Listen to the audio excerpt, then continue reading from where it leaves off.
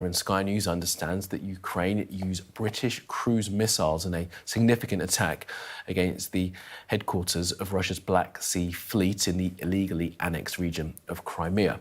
A Russian sub and a warship were damaged in the pre-dawn barrage on the Sevastopol shipyard, potentially the largest strike against Russian naval assets of this war.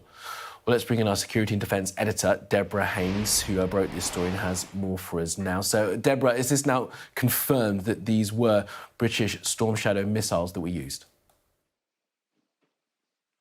Well, there hasn't been official confirmation from the Ukrainian side or the British side, but I've spoken to Ukrainian and also some Western sources that say that it was Storm Shadow cruise missiles that the UK gave to Ukraine earlier this year that were used in this strike.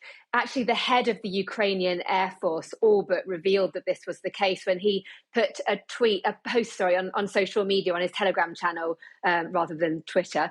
And in that, he said that while the occupants are having a bad time in Sevastopol, let's thank the Air Force of Ukraine for their brilliant job. And it's the Air Force of Ukraine and its Ukrainian aircraft that have been adapted to be able to fire these Storm Shadow cruise missiles with a range of more than 150 miles. And if it is confirmed that that is exactly what happened, then this would be the first time that these missiles have been used, I think, in Crimea against Russian targets there. So it will be interesting to see what kind of reaction comes from the Russian side. They actually did move quite quickly after the attack happened to confirm that the Russian Defense Ministry, that is, that they said 10 cruise missiles were launched against the Sevastopol shipyard, which is where there's a dry dock there where ships and submarines can be repaired.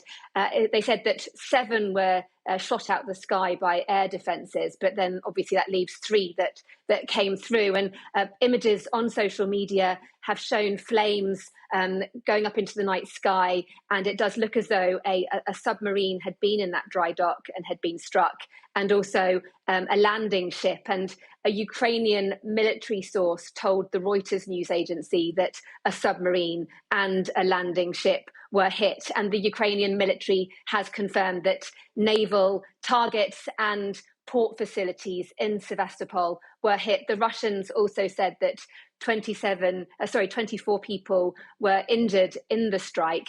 But this really is a pretty audacious move by Ukraine and really shows the capability they have now to be able to strike targets at range. And just one last thing, the head of the British Royal Navy, Admiral Sir Ben Key, was speaking earlier today at an arms fair in London, and he was asked about the Sevastopol attack. He wasn't asked specifically about Storm Shadow, but he did make the comment about how Ukraine is adapting using innovation and different techniques in order to enhance their capabilities to be able to outmatch Russia, which is what's happened here.